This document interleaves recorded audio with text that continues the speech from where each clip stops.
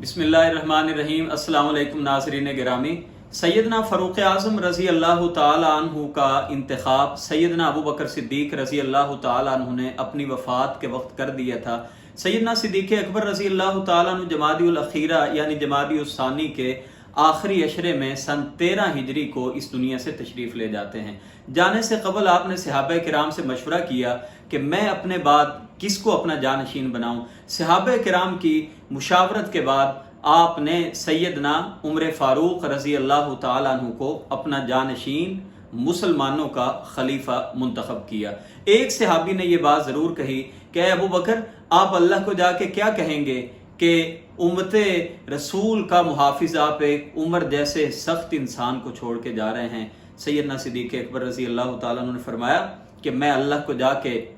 ये कहूँगा कि अल्लाह, मैं दीन इस्लाम का मुहाफिज उसको छोड़ के आया हूँ जिससे बड़ा कोई दीन का मुहाफिज नहीं हो सकता। कुफर को ललकारने वाला और इस्लाम दुश्मन कुव्वतों के सामने एक बड़ी मजबूत दीवार को मैं छोड़ के आया हूँ। सैयदना फ़ारूक आज़म रज़ी अल्लाह ताला अन्हु की मुद्दत खिलाफत 10 साल 6 माह और करीब 4 दिन बताई जाती है। सैयदना फ़ारूक आज़म रज़ी अल्लाह ताला अन्हु सन 23 हिजरी के जुल्हज्जा के आखिरी अशरे में इस दुनिया से तशरीफ़ ले जाते हैं। आपकी शहादत की मुनासबत से चंद बातें आपकी खिलाफत के हवाले से आपके गोश गुजार करना चाहता हूँ। आपकी शहादत यानी इन्हीं दिनों में हुई और उसमें इख्तिलाफ पाया जाता है, यानी 26 या 28 जुल्हज्जा 23 हिजरी भी बताई जाती है और बाज़ रिवायात में यकम मुहर्रमुल हराम सन 24 हिजरी बताई जाती है। सैयदना फ़ारूक आज़म रज़ी अल्लाह ताला अन्हु की खिलाफत के बारे में किसी ने कहा था, अपनों ने नहीं, जी हाँ गैर ने कहा था कि अगर आलम इस्लाम में सिर्फ एक और उमर आ जाते, पूरी दुनिया में इस्लाम का बोलबाला होता, पूरी दुनिया में इस्लाम का जो झंडा है वो लहरा रहा होता। और ये बात उन्होंने ऐसे नहीं कह दी थी। सैयदना फ़ारूक आज़म रज़ी अल्लाह ताला अन्हु की जो पॉलिसियाँ थीं वो इस कदर शानदार थीं कि आप किसी भी पहलू से देख लें, वो आप मुआशरती पहलू को देख लें, वो आप मुआशी पहलू को देख लें, वो आप सियासी पहलू को देख लें, हर एतबार से सैयदना उमर फ़ारूक रज़ी अल्लाह ताला अन्हु जैसा कोई सानी इस दुनिया में हमें नज़र नहीं आता कि जिन्होंने एक तरफ अगर दुनिया की फतूहात की, दूसरी तरफ जुल्म नहीं होने दिया, तीसरी तरफ अपने आप को एहतसाब के लिए पेश किया, अपने आमिलीन का, गवर्नर जो थे उनका खूब एहतसाब किया और रियाया के बारे में इतने बेहतरीन आप हाकिम साबित हुए कि दुनिया आपकी नज़ीर पेश करने से कासिर है। सैयदना फ़ारूक आज़म रज़ी अल्लाह ताला अन्हु ने बेशुमार जो नए शहर हैं वो बसाए हैं। वो कूफा की बात कर ली जाए, वो बसरा की बात कर ली जाए, वो फुस्ताद की बात कर ली जाए, सैयदना फ़ारूक आज़म रज़ी अल्लाह ताला अन्हु जब भी किसी गवर्नर को या आमिल को किसी जगह पे जिम्मेदारी दे के भेजते थे तो आप उनके लिए जो वसीयतें जो लिखते थे, नसीहतें आप उनको करते थे, उसमें बुनियादी बातें ये होती थी कि देखना अल्लाह से डरते रहना, देखना माल में इसराफ न करना, लिबास बिल्कुल सादा पहनना, खुराक अपनी सादा रखना, लोगों पे जुल्म न करना। और फिर अगर कोई इन बातों को ना मानता या शिकायत मिलती तो आप उसका खूब एहतसाब किया करते थे। सैयदना अबू मूसा अशरी रज़ी अल्लाह ताला अन्हु का वाक़या बहुत मारूफ है। उनको तोहफ़ा मिला और जब उनसे पूछा गया तो उन्होंने कहा कि ये तोहफ़ा तो मुझे मिला है, तो आपने उनको बुलाया और बकरियां दे के भेज दिया। चंद दिन के बाद फिर फ़ारूक आज़म रज़ी अल्लाह ताला अन्हु जाते हैं और उस जगह पे जाके देखते हैं कि अबू मूसा अशरी एक जो है वो स्टिक के साथ, एक असा के साथ टेक लगा के खड़े हैं, रंग पीला हो चुका है। और पूछा, हाँ बताओ अबू मूसा,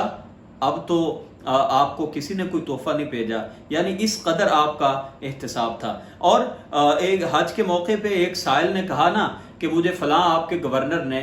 कोड़े मारे हैं, 100 कोड़े मारे हैं, और उससे कहा कि ये असा पकड़ो, इसी गवर्नर को 100 कोड़े मारो। और गवर्नर ने मिन्त समाजत उस साइल की और उसको 200 दिनार दिया और सुलह सफाई करने के बाद सैयदना फ़ारूक आज़म ने उसको माफ़ किया।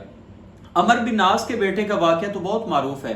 कि उनके बेटे ने एक गरीब के बच्चे के साथ घोड़ा दौड़ाया, अमीर का बेटा आगे निकल गया। अमर बिन नास जो गवर्नर मिस्र थे,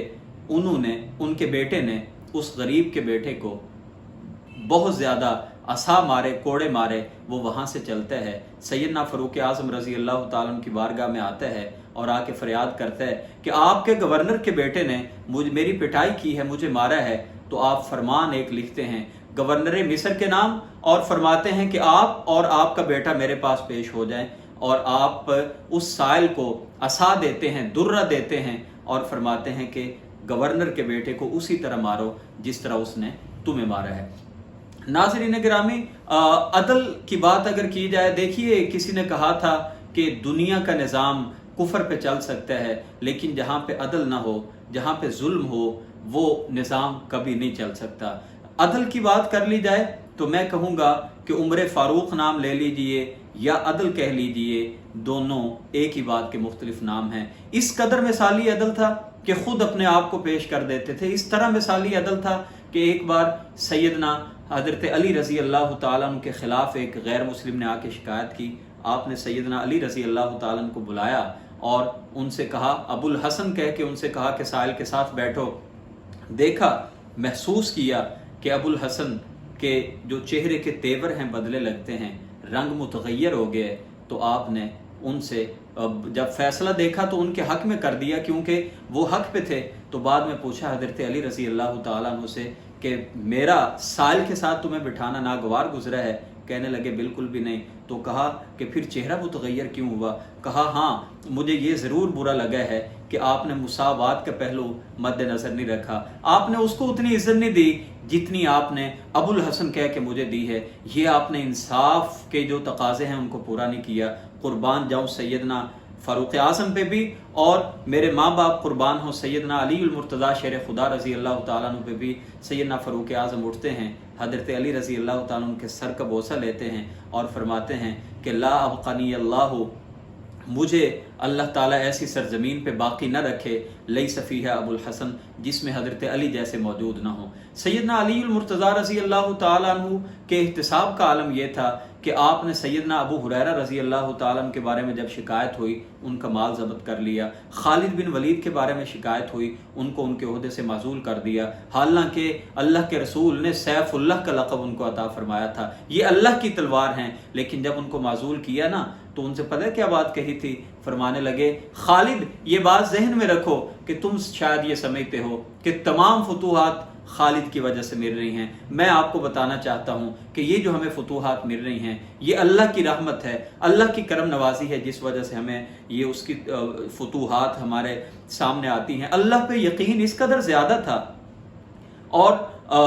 جب آپ جاتے ہیں جابیہ کے مقام پہ، بیت المقدس فتح ہونے والا ہے، غلام آپ کے ساتھ ہے، کبھی غلام سواری پہ بیٹھتا ہے، کبھی آپ سواری پہ بیٹھتے ہیں، اور کپڑوں پہ پیوند لگے ہوئے، مذاکرات سے پہلے ایک صحابی نے آپ سے کہا کہ جناب مذاکرات کرنے جا رہے ہیں، لباس اچھے پہن لیجئے۔ تو فرمانے لگے کہ دیکھو ہمیں جو عزت احترام ملا ہے وہ لباس کی وجہ سے نہیں ملا، ہمیں جو عزت اور احترام یہ معاملہ ہوا ہے یہ اللہ اور اس کے رسول کے دامن کے ساتھ وابستگی کی وجہ سے ہمیں یہ عزت ملی ہے۔ آپ نے ان کے ساتھ اسی طرح مذاکرات کیے۔